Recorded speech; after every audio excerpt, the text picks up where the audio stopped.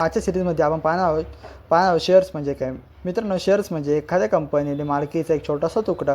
जर कंपनीने 1,00,000 शेअर्समध्ये विभागणी केली असेल आणि त्यात तुम्ही जरी शेअर्स घेतला असेल तर तुम्ही त्या भागाचे मालक झालात. शेअर्स कुठे मिळतात? शेअर्स खरेदी विक्री करण्याची जागा म्हणजेच शेअर बाजार. त्यात प्रामुख्याने भारतामध्ये 2 बाजार आहेत, एक बॉम्बे स्टॉक एक्सचेंज आणि एक नॅशनल स्टॉक एक्सचेंज. एक तर IPOमध्ये आपण मागेच पाहिलं की एखादी कंपनी जर भांडवल वगैरे वाढवायचं असेल तर ते IPO आणते. त्या IPOचे म्हणजे तिला ओव्हर सबस्क्रिप्शन वगैरे झालं तर आपल्याला IPOमधून शेअर्स भेटतात.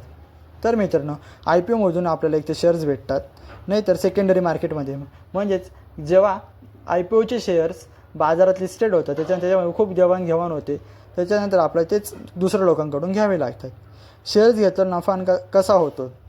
समजा तुम्हीच आज एखादा शेअर 100 रुपयाला घेतला, तो भविष्यामध्ये 150 रुपयाला गेला तर तुम्हाला त्याच्यामध्ये 50 रुपये हा नफा झाला. नाही तर काही कंपन्या डिव्हिडंड देतात. जसं की त्यांचा चांगला प्रॉफिट झाला, त्यांचा चांगला रेव्हेन्यू जनरेट झाला तर काही कंपन्या आपल्याला डिव्हिडंड देत असतात दर सालाना.